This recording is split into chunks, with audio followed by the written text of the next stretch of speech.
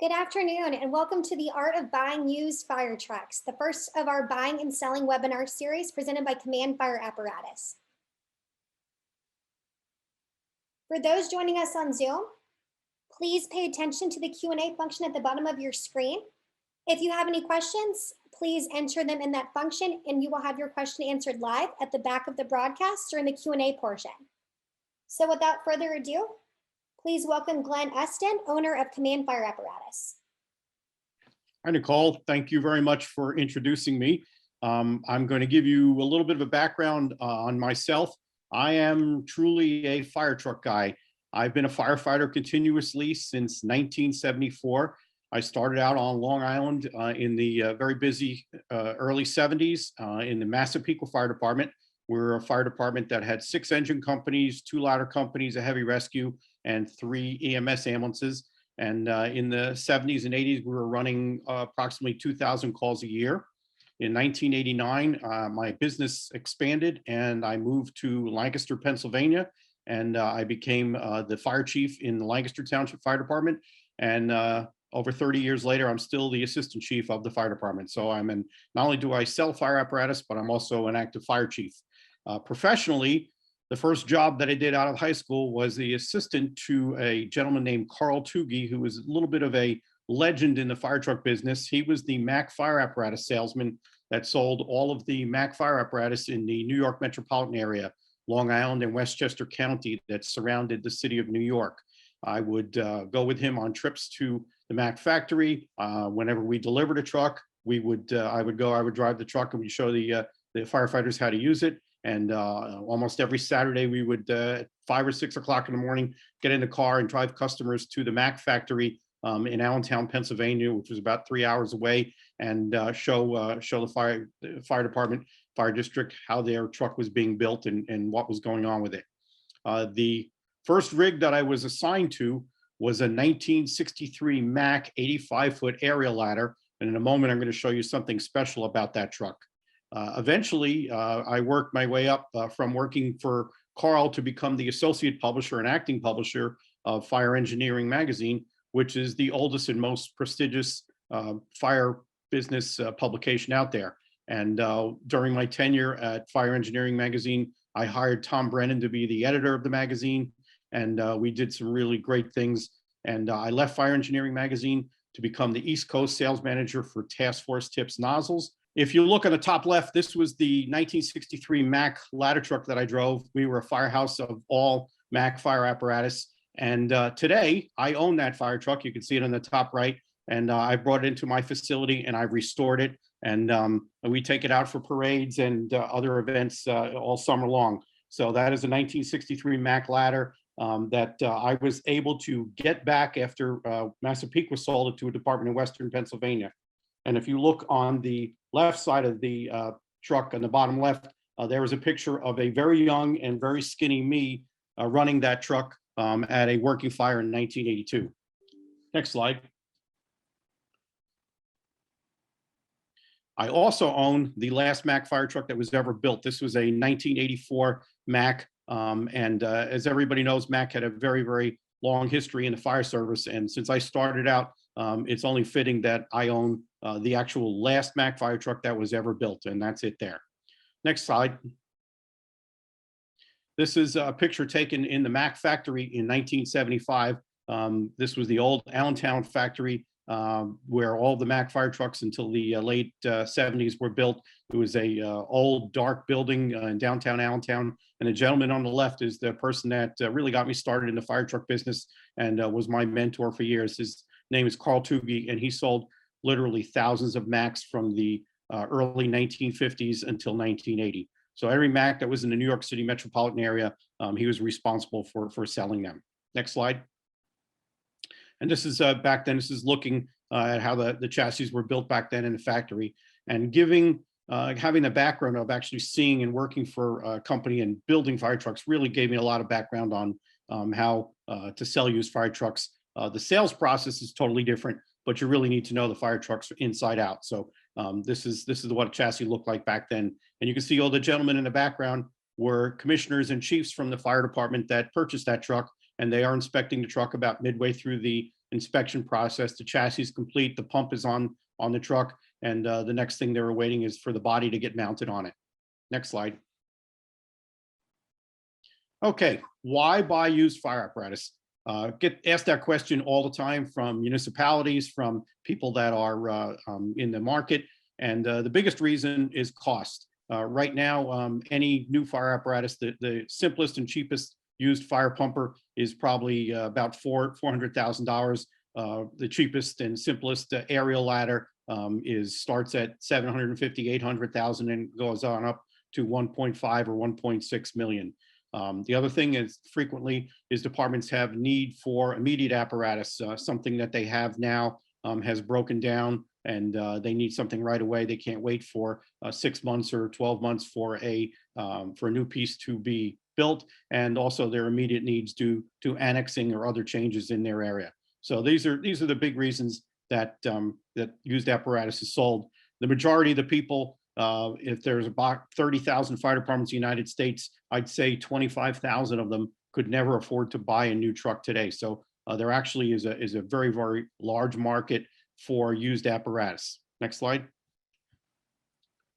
This is a pumper. This was a 10-year-old E1 pumper that we sold to Hanover, Indiana, and it came from a fire department in upstate New York that purchased a new truck, and they bought a 10-year-old truck from us for approximately $300,000. And to replace that, to buy that new today would have been $750,000 to $900,000. It's a full rescue pumper with light tower and foam system and other things. Next slide. This is a 2015 Pierce 75-foot ladder that came from a fire department that had just bought it 4 years earlier. And after they bought it, a very large complex of office buildings and hotels was built in their district. And instead of being stuck with the truck for 15 or 20 years that wasn't going to reach the roof of these new buildings, they made a very wise decision to take a loss, get rid of their truck when it was only 5 years old, and purchase a 100-foot mid-mount tower. So that was a win-win situation. That truck was sold to a small fire department in New England that could never have afforded the price of $1 million new ladder truck, and they got a 5-year-old truck for about 75% of a new truck cost. So it was a win-win for everybody, and the fire department that owned it got a fair value out of it, and it moved on. Next slide. This is a truck that I have for sale now, and we are seeing more and more of this. And next week, we're going to be talking about buying and then the art of actually selling the used fire trucks. And a number of fire departments in the United States have gone to lease purchases. And this is the 4th or 5th truck I've gotten from this same fire department, and they lease purchase their trucks for 5 years. And the advantage to that is they get a new truck in 5 years. And the advantage to people on the market is that you can buy a 5-year-old truck that new was $700,000. The purchase price of this truck today would be about $900,000. And for roughly $400,000, you get a truck that's 5 years old that still is got at least 15 years of good service for it for half the price of a new one. Next slide. And the last thing that we see a lot of in the last few years, this was sold to a fairly busy fire department in the Midwest, and they have 3 ladder companies in their career fire department.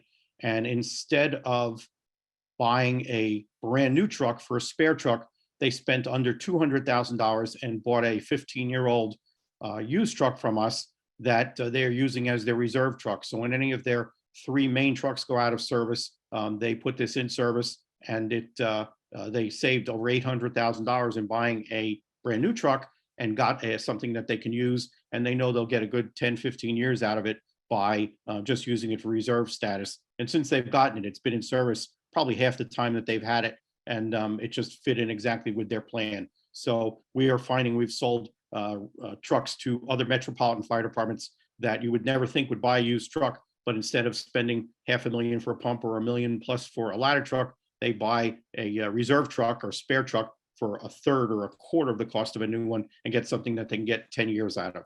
Next slide. And this is an interesting truck. Most people are not aware throughout the country, but this is actually a volunteer fire truck. And if you look on the front of the truck, it says Queens, New York. There are a number of volunteer fire departments within the confines of the city of New York. They're not controlled by FDNY. However, they respond to their neighborhoods.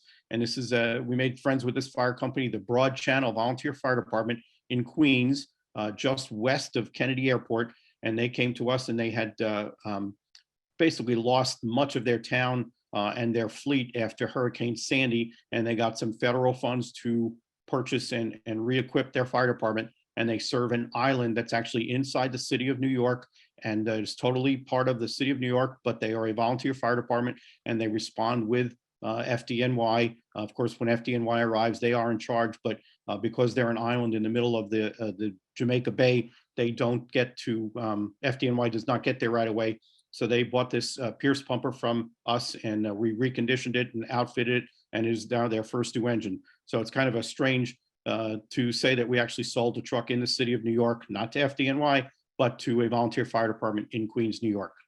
Next slide.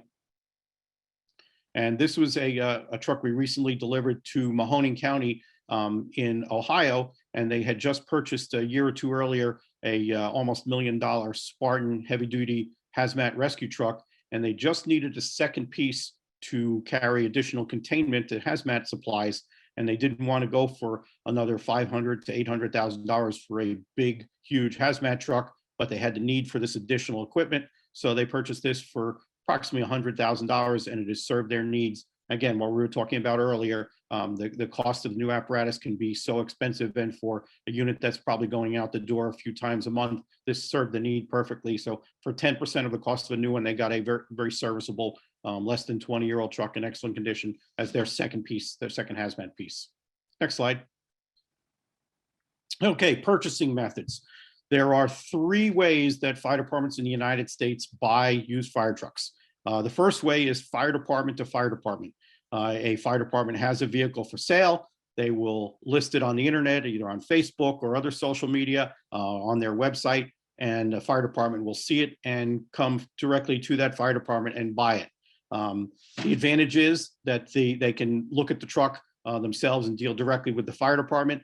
However, the big disadvantage is they get no warranty, they get no service. The selling fire department basically takes their check, they shake hands, and they go home, and you take your truck home. So if the engine blows up a week later, if anything happens to it, there's no warranties, there's no guarantees, there's nobody to talk back or ask them anything on. You just buy it from the fire department. So you come in there, look at the truck, buy it. For fairly new trucks and trucks that are in mint condition, that works. If there's anything that needs to be done on the truck, you're basically out of luck. It's the truck is here, it is.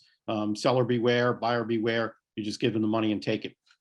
The next way that people buy fire trucks are from large brokers.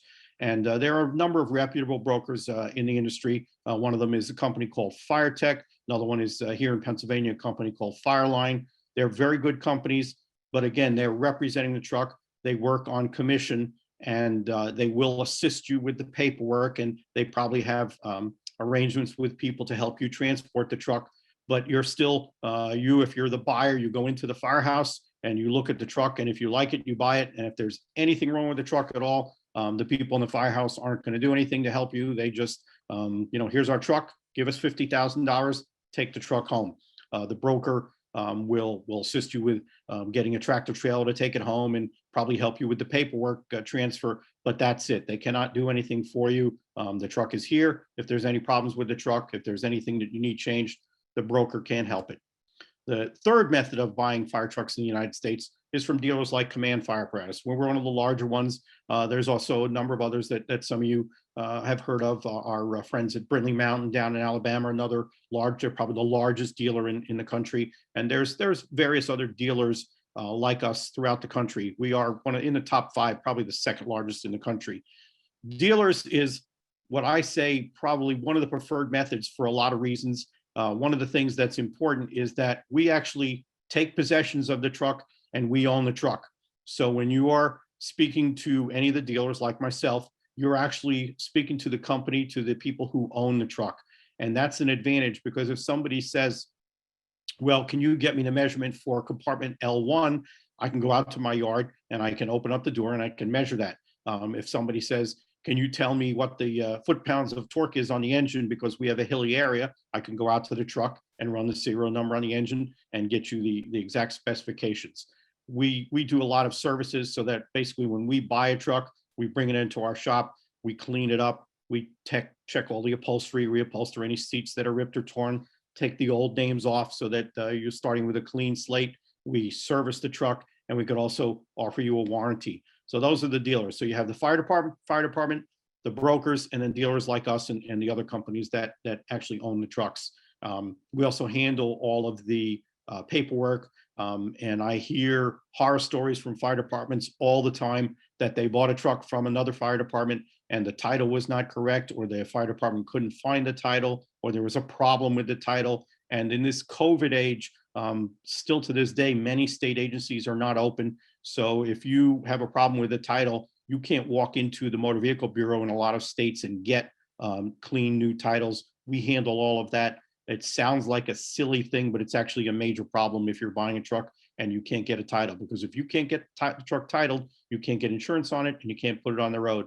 So whether you spend $15,000 or $300,000, it's silly to get a truck that you can't title. And I have one person on my staff whose job is only to handle the titles and whatnot.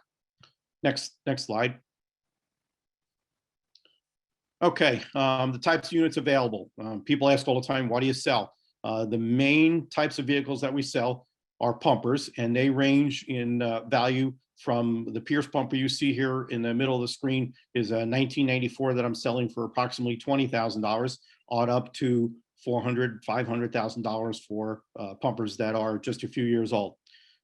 Ladder trucks range from straight aerial ladders, tower ladders. That's an aerial platform on the right. That's an E1 95-foot aerial platform with a pump and tank. Tankers or tenders, depending on where you are in the country, they range from 1,500 gallons to 3,000 or 3,500 gallon in size. Tankers are probably one of the most in-demand units and probably one of the hardest to get. So generally, when we buy or purchase a tanker and we put it up for sale, and I'm speaking for anybody in the industry, they're normally sold in 1 to 2 weeks. So if you're looking for a tanker, you want to move quickly. On the bottom is an International Pierce medium duty rescue.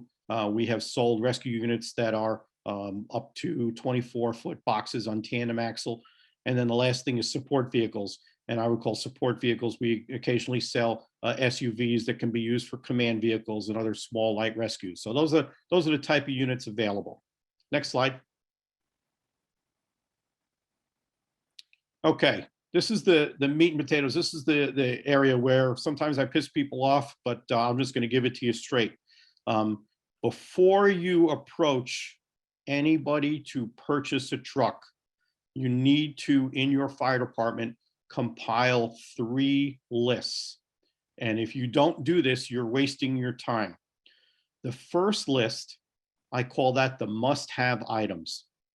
There are many things on there, and you have to have that. And must-have items might be something as simple as horsepower. If you are in a very hilly area, you need over 350 or 400 horsepower. If for whatever reason, it could be state regulations, it could be ISO, it could be any other regulation. If you will not purchase anything other than a 1,500 gallon pump, that's a must-have item. If you must have just a 2-man cab, or you must have a 5-man cab with 7 seats, that's a must-have item. Another very big must-have is tank size. And if you will not allow, or would not buy a truck that has under 1,000 gallon tank, put that on the must-have items. There are many other must-have items. If you are in a very heavy rust or salt area where they use a lot of salt on the roads, you must have either a stainless steel or aluminum body. That's a must-have item. So those are the must-have things. If you are looking for a rescue truck and you would not buy a walk-in rescue truck, put that on there. If you would not buy a non-walk-in truck, put that on there. Those are the absolute must-have, will not vary on there. So when you look for your list, that's the must-have items. The second list is probably just as important, because those are the things that you prefer to have. So let's say you prefer to have a 750 or larger tank. It's not, you'd like 1,000 tank, but you can live with a 750 tank. So that's a prefer to have. You would prefer to have a foam system. Whereas if you were in an area where you had an interstate highway system or an airport, a small airport, and it must have foam, that would be on the must have list. If you would prefer that it have a light tower, that could be a must have. You could go crazy with all the things that you prefer to have. I call that the wish list. If the truck had those things, it would be nice to have. If the truck didn't have those things, you would still buy it. So now you have the must have items and the prefer to have items. And the third list saves you a lot of time, and it saves whatever broker or dealer you're dealing with also a lot of time. And the will not accept items. And every day I have somebody call me up and say, I would not buy a truck that has a Detroit diesel. I would not buy a truck that has a Cummins diesel. I will not buy a truck that has a Caterpillar diesel. I will not buy a truck that has an aluminum ladder. I will not buy a truck that doesn't have an aluminum ladder. So these are the will not accept items every day. And I'm not going to mention any names. Every day I have somebody calls me up and says, I will not buy brand X. I will not buy brand N. I will not buy brand K. So I don't really care. Every single manufacturer can make very nice trucks, and every single manufacturer can make trucks that don't work out so well. That's not the issue. If you just say, I will not buy a blank, and you fill in the blank, put that in there. And I'll give you a perfect example. If you look on the bottom right, there is a 75-foot Quint that I have for sale now, and it's a beautiful truck. And a fire department called us up and said they're interested in a Quint, and we sent them the pictures, and they got almost to the point of giving us a purchase order, and then said, oh, wait, hold on. How big is the ladder in that truck? I said, it's a 75-foot Quint. Oh, I must have a 100-foot ladder or better. Why didn't you tell me? We wasted a lot of time. So if you must have a 100-foot ladder, there's no sense looking at a 75. But if you had a 100-foot ladder as a prefer to have, but you could take 75 or above, then the truck would work. The same thing with that tanker above. The tanker above has a 2,000-gallon tank and a 1250 pump. If you say, no, we can't take a 2,000-gallon tank, and then you need a 2,500-gallon tank, then you're not going to look at a 2,000-gallon tank. So these are the things that are very important for you to make that list. If you don't make that list, those three lists up, you're just going to be basically floating in space, and you're going to be bouncing around from fire truck to fire truck. And particularly 90% of the customers that we deal with, maybe 95%, are volunteer fire departments. So you're going to have meetings, you're going to send email lists to all your members, and then one person's going to raise his hand and say, I told you that I would, that it has to be over a 2,000-gallon tank, or it has to be a 100-foot ladder. So whatever the list is, until you have those lists, that's going to really help you define what you're looking for. And it's also going to help you define the people are looking for the truck for you. The last item that I don't have listed here is something that's equally as important. You could call up Pierce, or you could call up E1, or you could call up KME, or you could call any of the new fire truck companies and say, this is the XYZ Fire Company, and I would like to purchase a new 75-foot Quint truck from you. They will take your order today. They'll take your order in 6 months. They'll take your order in a year. When you are looking for a used truck, you have to change your mindset. You have got to get into the mindset of that you see the truck. If you like the truck, you've got to be able to buy it in very short order. The newer the trucks, the better the condition, the more desirable they are, the quicker they are. The quicker they're sold. When we started in the used fire truck business in the late 80s, we sent everything out by mailings and ads in the various magazines. Today, I list a truck on the internet. I put it on my Facebook page. I put it on my website, and we send it out to people, and literally thousands of people see it in a day. So if you have a truck with 3,000-gallon tank and is 10 years old or 15 years old, I normally can sell those in a week to 2 weeks.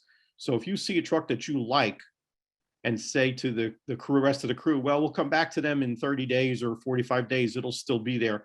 It won't still be there. So along the items, the list that you have of the must-have items, you also have to have the financing. You have to basically put that in there and be ready. So if you say, okay, we can spend up to $200,000, you have to A, know where the deposit is, deposit money or down payment money, and B, where the rest of the truck is being financed. And frequently we have people call up and say, well, we're going to get a USDA loan or we're going to apply for the grant. A USDA loan could take almost a year to get. Grants could take almost a year to get, and you're not even guaranteed that you're going to have them. So these are very important questions to answer before you start looking. And if you don't do that, you're basically going to waste a lot of your own time, but your time is valuable. I don't care if you're a volunteer or career firefighter, your time is valuable. You don't want to waste time. You don't want to be the one guy, one gal in the fire department that's spending all this time and effort to go find a truck for the fire department and then come back up and say, well, it's a really nice truck and it meets all of our requirements, but we haven't figured out how we're going to pay for it. So try and have those questions, all those things set up in advance. Next slide. Okay. There are also some important things that you need to see the difference between buying new and used trucks. In some states, in many states, I can tell you in Oklahoma is one of the states we sell a lot of fire trucks. Everything has to be bid. So you need to put a bid in the paper. You need to get specifications together, and whoever the person that you're buying the truck from, either a dealer like myself or the broker, will help you with put the bid specs together, and they have to be advertised. In other fire departments here, for instance, in Pennsylvania, most of the fire departments are private corporations, so they just have to have either a special meeting or a regular meeting and raise their hand, and everybody says, I'm going to buy the truck. We vote to buy the truck and do that. If there are requirements for bidding and legal notices, you absolutely have to follow them. You do not want to find yourself in legal trouble for spending $50,000 to purchase something and not have followed the laws of your state. It's a messy situation for everybody, and you really don't want to get in that. Next thing you have to keep in mind is the inspection. People say, how can we buy a truck without seeing it? Well, you'll buy a new $1 million ladder truck without seeing it until it's built. So with a used truck, we suggest that you come and inspect it before you agree to purchase it. Then, of course, is the purchase, and we talked about earlier about either going to contract or bidding it. And then the last part of the truck is delivery and acceptance. And that, to me, is one of the most important things. I have my late father was an attorney, and he drilled into me that if it's not on paper, it doesn't exist. So whether you're going right to a fire department and talking to them, and they say, oh, we're going to leave the 5-inch hose on, and we're going to leave the rescue tools on, say, okay, that's great. Would you send me an email, or would you put it in writing? And we do the same thing. And I have people tell me all the time that they agreed to purchase a used truck either through a fire department or from an unscrupulous dealer or even through a broker. And they promised us that they were going to leave all the equipment on it. And when that truck got there, none of the equipment was on it, or this wasn't fixed, or that wasn't done. So whether you buy a truck from me, whether you buy a truck from any of my competitors, or whether you go to a fire department and buy it directly, if it's not in writing, it doesn't exist. So there are still very honest people out there in the fire service, but there are just as many people who, through no fault of their own, sometimes they forget, sometimes they did not have the authorization to make the promise that they were going to put that equipment on the truck. These are important things, and you put it down. When you deal with any of the companies like myself or Brindley Mountain, we send you a contract and it lists everything that's going to be on there. Unfortunately, there are many fire trucks that are sold directly, and they're done on handshakes, and a handshake is really not worth very much. It's a nice thing, but you need to do it legally and do it correctly. And then when you get the truck and you accept it, you basically go over everything that was in the contract, everything that was agreed on writing, and verify that all of the items that you agreed to, from equipment to any repairs or anything else on there, is put on there, is correct before you hand over the check. I don't care who you're buying a fire truck from. If you pay for the truck and then have a complaint a week later or a month later, you're probably going to be out of luck, even if you are correct. So we tell people, when our truck arrives at your town, get the contract out, go down item by item, everything we agreed to do, make sure it's done. When that's done and you're satisfied, then hand over the check. The same thing if you're buying a used truck from a fire department. Generally, you'll look at the truck once and agree to buy it, and then come back 2 weeks, 3 weeks, a month later, 2 months later, and pick up the truck. Go through the truck everything that the people said was going to be on the truck is on the truck, then hand them the check. So just basic common sense. It's not that people are out to hurt you. It's just things that don't get remembered, or particularly in the volunteer fire departments, one person said something, another person isn't aware of it. You come to pick up the truck on a Saturday morning, 3 months after you agreed to buy it, and the guy you talked to is working that day, and the guy who's there says to you, here's the truck, take it or leave it. And I can tell you, as somebody who buys truck, that happens to us almost, if not once a week, at least once or twice a month, where we get there to purchase a truck and they say that they're going to leave the rescue tools on it and it's not there. And my driver calls me up and says, what do you want me to do? And I say, it's in the paperwork. It's supposed to be on there. Tell a guy to go get the tools and put them on the truck. So be careful about that. Next slide. Okay, these are the items to check, and I'm going to go through them and give you a little bit of a background on each one, what to look for and why they're important. Probably the prime thing that we want you to look at for used trucks is availability of parts and support. My company, myself, I will not buy anything now that has very limited parts and support availability. When you're taking a truck to Kentucky or Tennessee or any place, if you're not going to be able to get those parts and support, you are basically setting yourself up for failure. So you need to make certain that either the manufacturer is still in business or that there are parts availability for that. Right now, there's one manufacturer that made some very nice trucks, but they've been out of business. Most of the parts for American LaFrances are still available through a couple of different sources. There are some things that are not available, such as internal pump parts if it's an American LaFrance pump. That's something to look at. The next thing, of course, is the condition of the vehicle. When I go look at a truck that somebody has for sale, generally I decide if I'm going to buy it in 5 or 10 minutes. You can see how the people took care of it. And when you put your eyeballs on it, sometimes you could even tell from the photos, but generally when you look at the condition of the vehicle, they can't hide very much. Somebody who has a truck that's in immaculate shape generally has also been well taken care of. The next one, miles and hours. This is a big concern for people.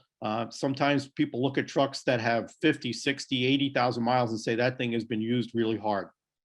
I can tell you that unlike the 40s, 50s, and 60s, today, the engines and transmissions that are in the fire trucks that have been built in the last 20, 30 years are million-mile engines and million-mile transmissions, million-mile rear ends. Those same Cummins or Detroit or Cat engines that you see in the fire trucks are running up and down the road and over the road Kenworths or Navistars or Freightliners or any of the other major over-the-road trucks. So I'm more interested in the condition and the general appearance and how the truck has been taken care of than the fact that it has high miles or hours. I can tell you from experience that some of the trucks that are used the most have some of the best conditioned pumps, whereas at the same time, trucks that have very, very low miles and only go into pump once or twice a month, we will find that all the valves, sometimes every single accessory on the fire pump needs to be rebuilt because they haven't been used enough. So it's a balance. You obviously don't want a truck that has 200 or 300,000 miles and looks horrible, but if the truck has been maintained well, the miles and hours is not the only indicator of whether the truck is good or not. Again, getting back to the next one, the general appearance, that tells you a real lot about the truck. The next thing is a question that comes up all the time. Generally, when somebody calls me, it's probably the first question they ask, and I'm going to show you some photo examples in a few minutes, but the underside and the frame. The question that people always ask me is, what's the condition of the underside and frame, and where in the country did the truck come from? And I have to tell you, and again, somebody who's been with fire trucks since 1974, it's not a good indication to just say where the truck come from, because some of the cleanest trucks come from areas which are very heavy salt, and some of the trucks that have very bad underside corrosion come from areas that you would not consider to generally be high salt areas. So look at it and check it out. And I'm also going to show you some pictures in a few minutes. And there's a difference between frame damage and corrosion and just light scale on the steel. If there is frame damage on corrosion, walk away from the truck. I walk away from it if I see it, and you should also. If there's just, I call it scale or surface rust, that's something that can be cleaned off and painted. And it's a shame to walk away from a truck that has just some surface scale and could be cleaned up very well, as opposed to walking away from a truck that has frame damage. To give you an idea, if the frame is bad on a pumper, you could be looking at $100,000 repair, because they have to lift off the cab of the truck, which includes the engine and the transmission. They have to lift the pump off. They have to lift the body and the tank off. Then they slide onto it new frame rails, make them and slide them on, and then reattach everything. So it's absolutely ridiculous to do $100,000 repair on a truck that's worth 50 or 60,000. Next item, obviously, pump operations. We insist on the truck passing a pump test, a NFPA service test, within 3 or 4 months of the time we buy it. And that is a really good indicator. But one thing, and you'll see on pump tests, sometimes you'll see a truck fail, but it says fail due to vacuum leaks. And that is not a reason to walk away from a truck. Vacuum leaks means that some of the valves need to be rebuilt. So just because a truck has vacuum leaks is not something to walk away from the truck and don't buy it. What I'm looking for is the internals of the pump. So if it doesn't pass either the 100% capacity, the 150 test, or the 200 PSI test, those are something that tells you that the pump needs to be rebuilt. But if it just fails the vacuum, I have 3 or 4 valves, or maybe even the packing that needs to be rebuilt. Aerial ladder operations. Does the aerials, first of all, it has to be certified within the last year. And second of all, does it operate smoothly? Do you see any obvious hydraulic leaks? Do you see any obvious defects? We want to be very careful. You do not want to have a ladder up 75 or 100 feet in the air and have it fail. So we always, again, just like pump tests, we won't buy a truck until it has a NDT annual service test done right before we purchase it, when it's taken out of service. The next thing is maintenance records. That's another one. Right after people ask me about the condition of the underside, everybody says, does the truck have maintenance records? Yes or no? I've had people to this day, almost once a week, somebody hang up on me when I say I don't have the maintenance records on the truck. And I'm going to explain to you something about maintenance records. I would rather have a truck that is in absolutely beautiful condition. The condition of it's good. The appearance is good. Everything is good on the truck. However, it looks, I don't know how to shut that off.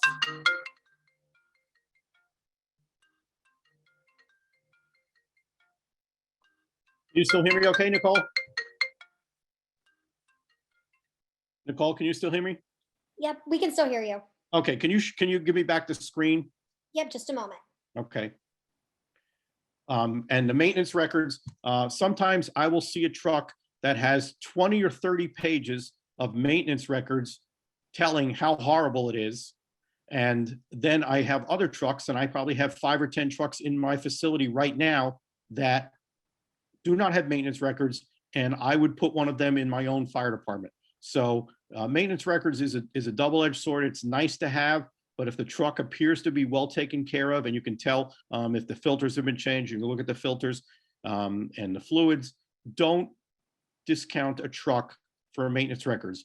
And also another thing that's important is a lot of volunteer fire departments that do good maintenance do not keep their maintenance records on a computer system. So sometimes it's difficult to get those. So other departments will either have them on in a file, a data file that they can send you, or they'll have a book, and then there's other ones that don't. The next thing is water tanks. Obviously, everybody prefers to have poly tanks right now. I really shy away from buying steel tanks. However, if you look at a truck and you can get in the tank and you can open up the tank cover and look inside the tank, and there is no scale and it's clean and the underside is not leaking, even if you think you're just trying to get 4 or 5 years out of it, you can get a replacement poly tank for anywhere from $5,000 to $10,000. So we prefer poly tanks. But one thing that I learned today, and this is a very important thing, if you buy a poly tank, it says it has a lifetime warranty. However, the manufacturer will not warranty it to the second purchaser until or unless you register the purchase with them. So this is a very important thing that I learned today. I learned something new after 37 years of selling used fire trucks, that the manufacturer's warranty on a lifetime poly tank does not automatically go to the second buyer. In fact, it does not. So I was a little disappointed to hear one of the major poly tank manufacturers refuse a warranty claim on one of their tanks because the truck had been bought from one fire department and sold to another. So that's something to keep in mind. Definitely the advantage of a poly tank certainly isn't there if they will not warranty it. That was something that was a little disappointing. Going down the list, engine oil or coolant leaks. You want to look for obvious leaks. If there's a hose leaking, if there's a line leaking, if it's something small, not reason to walk away from the truck. It just needs to be repaired. Electrical systems, those are important. As the particular last 20, 30 years, when we put a lot more items on our trucks, we have gotten bigger and bigger alternators, and alternator failures in fire trucks is a very common thing. So you want to see what the load is when you turn everything on. You want to see what the amps is and what the voltage is, and you want to check that. Tires and brakes. Brakes are something that somebody has to know when they're looking on the inside behind the wheel, if the brakes are good. Tires, you can check the date stamp on the tires and look and see how old the tires are. The NFPA says that the tires need to be replaced at a certain interval. You will frequently find trucks that have 15, 20,000 miles that are 15 years old, and the tires are the original tires. They're not acceptable. So you need to figure that into purchasing the truck. I can say once a week, we have our local tire vendor at our shop changing tires. With one other thing with the electrical systems, in the last 5 or 8 years, as LED lighting has completely taken over, we're finding the load on the new trucks, the electrical load is far less. So if you have all LED lighting, including LED scene lighting, you will have less problems with the electrical systems. So that's one of the things where technology has gotten good. Back to generator and scene lighting. You want to check and make sure the generator starts, runs, and the scene lighting is all going on. Not the end of the world if bulbs need to be replaced, but these are things that you need to check. Road test, very simple. You want to take the truck on a road test, make sure that the transmission shifts smoothly, that the engine operates without any problems. You don't see blue, gray, or black smoke coming out of the engine, and that the truck accelerates, starts, and stops smoothly. Pump operations. We talked a little bit about the pump. You want to make certain that the truck has a pump test, that the pump operates correctly, that the valves open and close smoothly, and the pump packing is not leaking excessively. One of the things that almost every customer that comes to my shop says is that the pump is leaking too much and we want the packing adjusted. Most people are not aware that that pump packing is how the pump keeps cool while it's operating. So if you turn that pump packing down, whatever type, whether it's a mechanical seal or whatever, if you turn that pump packing all the way down, packing rings or seal, and make it so that there's no water leaking out, you're actually scoring the pump shaft, which is running at very high RPM, and you're not doing yourself any favor. So as long as the water is not running out of the truck, particularly when it's sitting at the firehouse, we want there to be some leaking coming from the packing. And the type of pump that you have, you can check with the manufacturers, is how many drips per minute it should have. And the last type of thing that we're talking about, aerial operations. You want to make sure that the aerial goes up and down smooth, that there are no hydraulic leaks. Hydraulic leaks, once again, could be very minor. They could be from a hose or a connection, or they could be major from an actual hydraulic cylinder leaking. Some hydraulic cylinders you can get to very simply, like the lift cylinders that are on the side of an aerial ladder. Some hydraulic cylinders are extremely hard to get to, like the extension cylinders inside an aerial platform, or some of the cylinders that are inside the outriggers. There you have to take the whole outrigger out on some manufacturers. Then of course the controls, things like the intercom. So you get a pretty good idea. Have somebody, if you've not purchased an aerial ladder before, have somebody who knows aerial ladders go over and say that the truck runs smoothly. If you have anything major, if you hear binding in the ladder, again, you want to check and make sure it just doesn't need lubrication, that it actually has a problem. And those are the type of things that will be found on an aerial test. So a lot of times before we buy the truck, I'll actually have an aerial test done and then go look at the truck and look at it and make sure everything operates. Next slide. Okay, these are battery boxes. I think everyone is aware that batteries contain acid, and they're also, the battery boxes are almost always at the bottom of the truck. So different manufacturers do different things with the battery boxes, and some of them are very, very clean, and others need to be rebuilt. So you want to check how old the batteries are, and you can tell that these batteries in this truck are a year old, and that the battery box is clean. A very typical place where there's a lot of corrosion and something you don't see. Next slide. Okay, we talked about frame. This was a truck that came from what pretty much everybody would consider to be a very high salt or high snow area in upstate New York, and you couldn't get a frame that's any cleaner than that. That is the original job paint from 21 years ago on a 2000 E1 pumper, and that is just absolutely a spotless frame. Next slide. Okay, this, you want to look at the engine. So you want to make certain that there's no coolant leak, that there's no visible engine oil leaks, that the fan belts are tight. Most of the trucks nowadays have a single belt on the front, and that they're running correctly. So you're looking at, this is the shot of the right side of the engine. You also have a view of the radiator. You want to make sure there's no excessive fins in the radiator that are cracked or broken, and that the radiator is operating correctly. And you know, it's just you from visually while the truck is running, you can see a lot. Next slide. Here's the underside, and I would consider this a fairly clean underside. And this is another truck that came from a very high salt area, but the fire department, you can tell the fire department took very good care of it, and the frame rails are clean, the exhaust is clean, the piping is clean. So even though this truck came from an area that everybody that's watching this would say is a high salt area, I would have no problem purchasing this truck. Next slide. This is another truck that came from the Chicago metropolitan area. This is the underside of an aluminum body pumper, and that is clean and shiny as can be. So just because the truck came from a high salt area or a high snow or ice area does not mean it's in bad condition. Frequently, the trucks that are in the highest salt areas, they take the best care of them. So you can see this is one where the aluminum is shiny and bright. Next slide. And this is the front of that truck. And again, you can see the front axle is clean, the springs are clean, and everything is good on it. So no problem with that truck at all.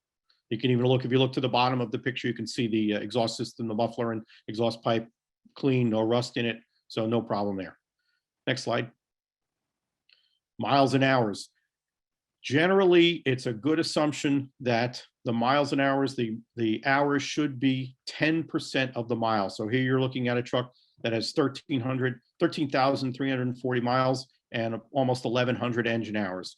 If that is out of line, if you see a truck that has 45,000 miles but 7,000 hours, it's sat around for a long time, or it's spent a lot of time doing other things. So we want basically an average use across the United States. Trucks that we suggest that you buy, the engine hours should be roughly 10% of the miles. This is a good percentage. When you get to 9,000 engine hours, then you're really looking at lots. You're looking at 120, 130, 150,000 miles. The other thing to always look is to see if, when they're out of line, if the truck, so you want to ask the department, the people selling, if the speedometer has ever been replaced.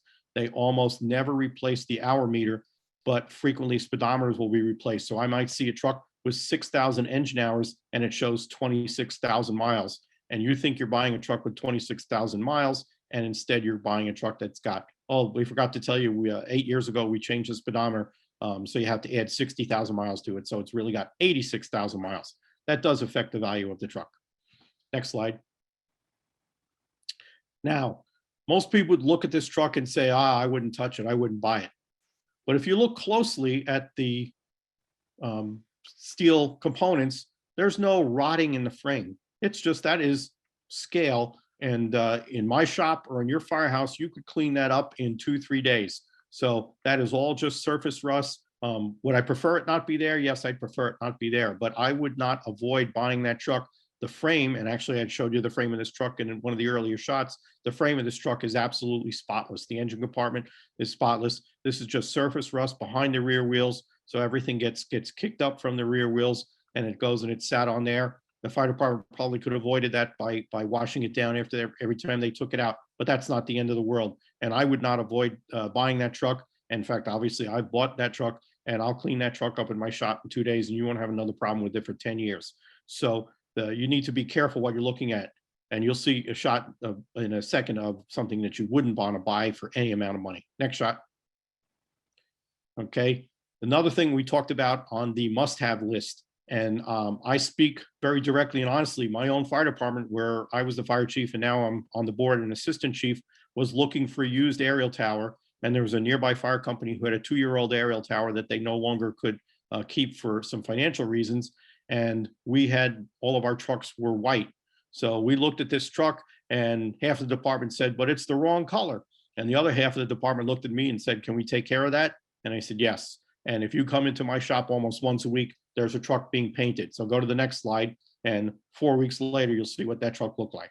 So when I get into the presentation we're doing next week about selling used fire trucks, I do talk about colors of used fire truck.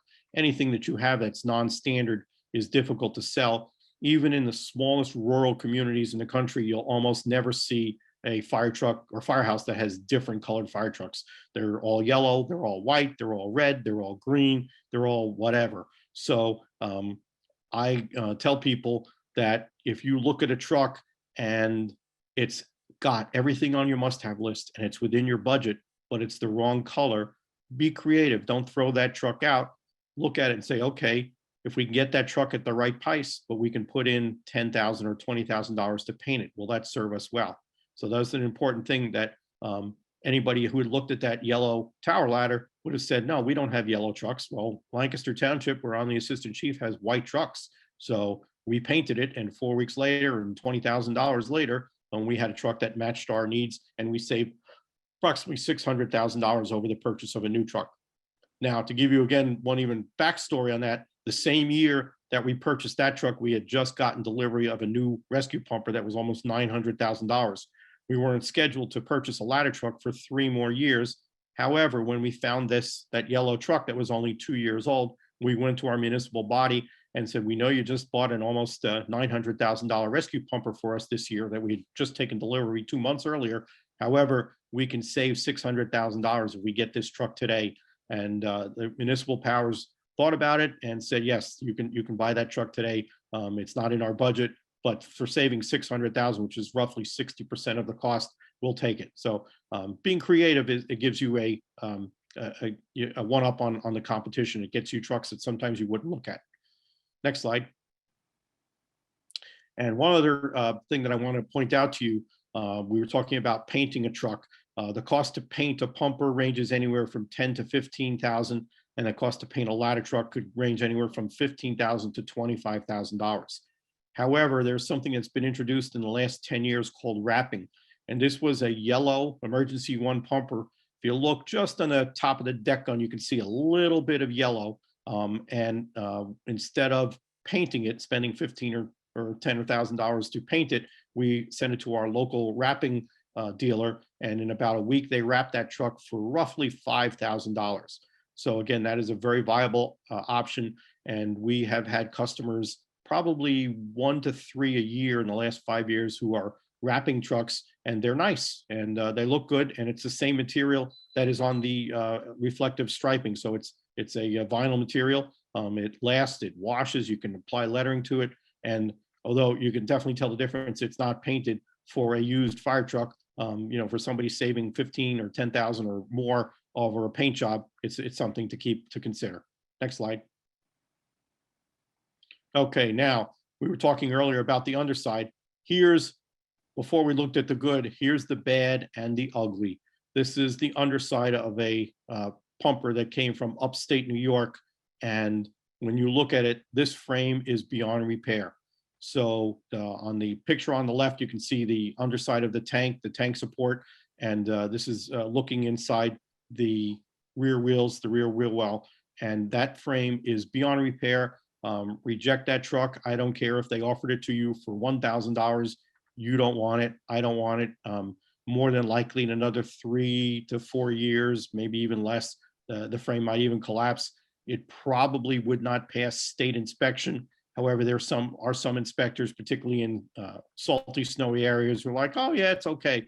You don't want that truck. So this is the difference between light surface corrosion that can be repaired and something that cannot be repaired. And if you look at the picture on the right, the frame is actually, we call it delaminated or separated. So there is no repair. You could wire brush that, clean it, paint it. It would look good for a couple of weeks, but the rust will come right back. So those are the things that you don't want to look. So the underside is important. Just be careful of what you're looking at. Next slide. Okay, the last thing about how the truck gets to you. If you buy a truck right from a fire department, you have got to go there, give them a check, and drive it home. When you buy the truck through a dealer or through many brokers, you can get the truck delivered to you, and you can inspect it upon arrival, and then put it in service. So these are the important things, and the differences. Again, fire department purchase, they're going to give you, you're going to give them a check, and you're going to drive the truck home. And if it blows a tire or the engine blows 100 miles away from their firehouse, there's no warranty on it. When you buy it, from any of the reputable dealers like myself, you will get the truck warranted. And then, of course, and we're showing a truck. You can see how I deliver the trucks. We get them completely lettered. And just go to the next slide. And basically, anything that goes more than 500 miles, our particular policy is we put it on a flatbed and we deliver it there. So this is a truck that went to a department in Iowa, Cushing, Iowa, and it left our facility on a weekday, and 2 days later it was delivered in Iowa, and it does not have a single extra mile on it. It's basically goes there. If it had 18,000 miles on it when it leaves here, it has 18,000 miles on it. The reason that I strongly suggest anything over 500 miles be delivered on a flatbed is over 500 miles, you're more than a day drive. So you're taking it on a highway. The truck has never been on a highway before. You could have a tire blow and it'll ruin your whole day. If you are in between exits on interstate in the middle of nowhere and a tire blows, you could wait a whole day for somebody to come to repair it. If it's more than 500 miles, you're taking an overnight trip. So that means you are staying at a motel, and you could have somebody vandalize the truck in the middle of the night, scratch the side of it, break any of the lights, steal the lights. We've had items stolen off trucks. So we highly recommend, if it's more than a one-day trip, 10 hours, 500 miles, to put it on a flatbed. You'll find that the cost between the cost of sending the people over here on an airplane, on meals, hotels, diesel fuel, and any other expenses far exceed the cost of putting it on a flatbed truck and having it show up there with no other miles. So the majority of trucks, if they're more than 500 miles that we deliver, we send them on a flatbed, and we recommend you do that even if you're buying from another fire department. Next slide. So here, that's the end of the program that I've got. We spent about 45 or 50 minutes together. If anybody has any questions on the bottom there, just raise your hand and I'll answer the questions, and I'll see what they have. And if not, I'll thank you for attending. Nicole, does anybody have any questions? Yep, so I have a few for you right here. And a few of these you covered because your presentation was so extensive, but James wants to know, if a department finds a unit to purchase, how long do they typically have to act before the unit's going to be sold to somebody else? Can't tell you the answer to that. I found a very nice 2001 rescue pumper that somebody sent me on Friday afternoon.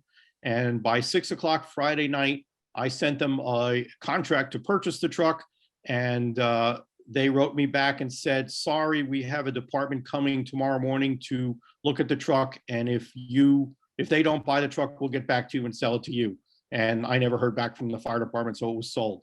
So I'd like to answer that with a finite answer and say, you have 30 days, you have 15 days.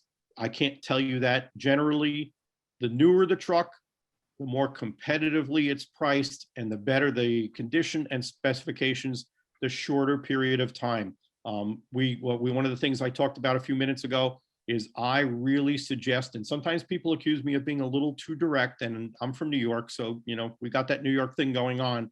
But I suggest to people that you don't make a single phone call to anybody until you have the budgeted amount and at least the down payment or deposit still ready to go on that truck before you call on it. Because if you see something that you like, you don't want a chance losing it.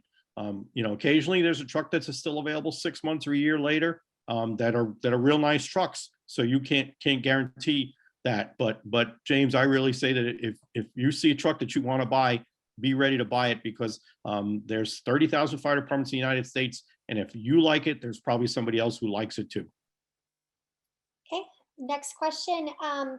Michael asks, and it's a pretty similar to your last question, but with a dealer like Command, what's the average purchasing timeline from contract to delivery? The average, we're a little busy right now. Generally, it's 30 days. We are stretching that to 45, 60 days. However, I sold a truck this morning to a department that had bought a truck from me 5 years ago. And unfortunately, the heat went off in their firehouse in Wyoming and the pump froze. And they have a fire station in rural Wyoming that has no truck because the pump froze, and the damage that was $45,000.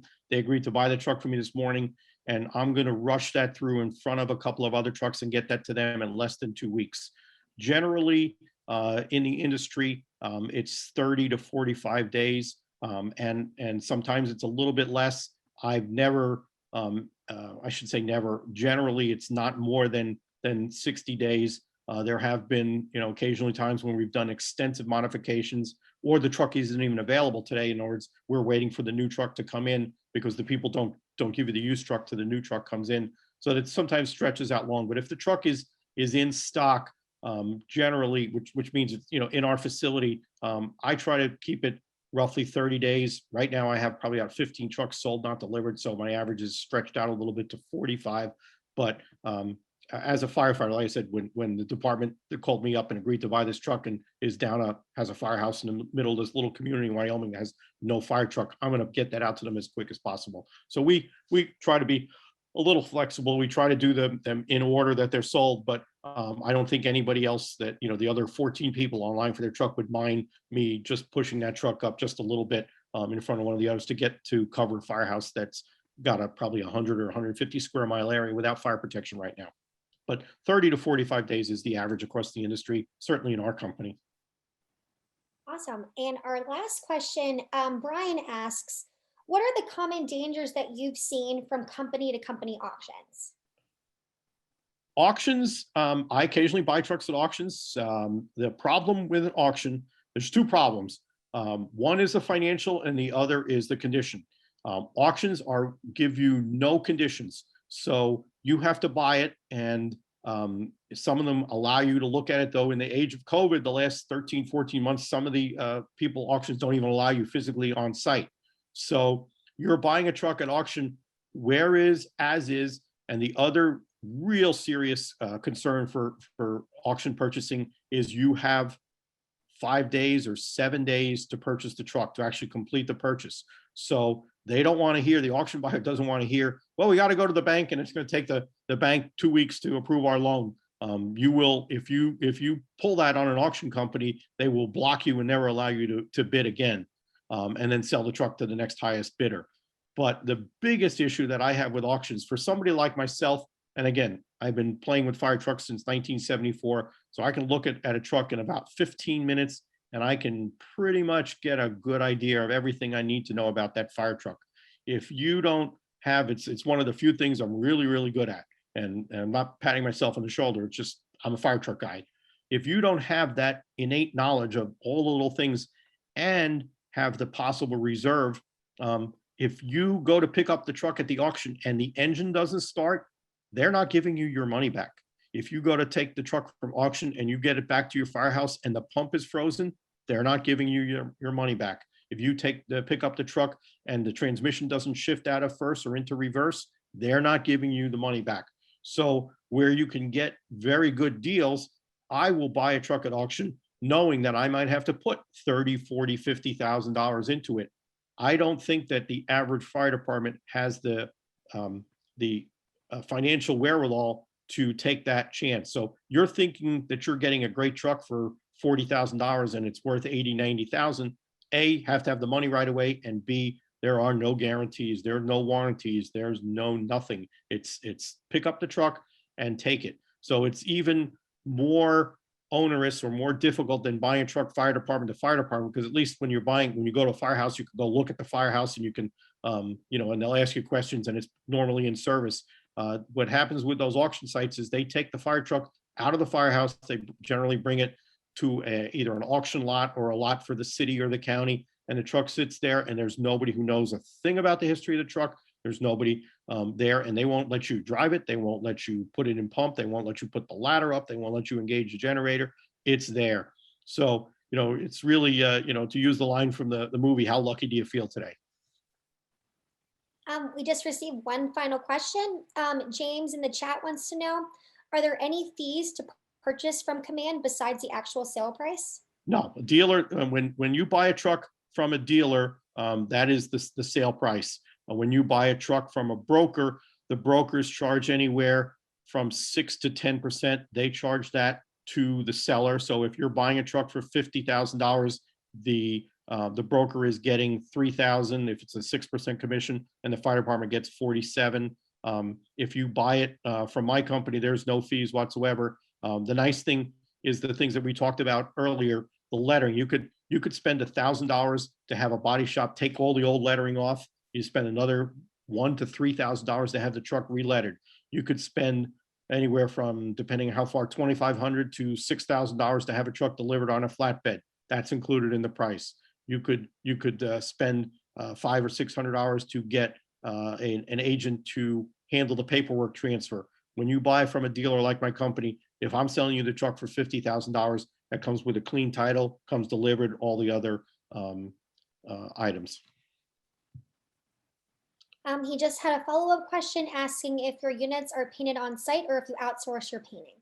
We have a paint booth at our facility. We have a 60-foot paint booth, and we paint. Now, we do not include painting in the price of our unit. So if we have a yellow truck and you want it painted to red, you're going to pay extra for it depending on the size of the truck and how extensive the paint is.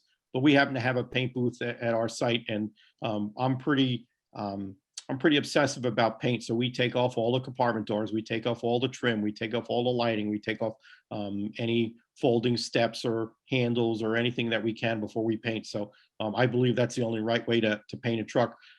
I've seen people quote to paint a fire truck for, let's say, a pumper for $4,000 or $5,000, and my cost is probably $10,000.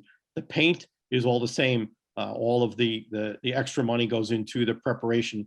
And when you don't do that extensive preparation, you can see the results. The results are very different. Well, thank you all for joining us for the Art of Buying Used Fire Trucks. Remember to join us next week at the same time for our Art of Selling Used Fire Trucks broadcast. If you have any additional questions for Glenn, or if you're looking to browse the loaded inventory we have available at Command Fire Apparatus, please head to commandfireapparatus.com. Thank you again for your time, and we hope you join us again next week. Have a wonderful and safe rest of your day.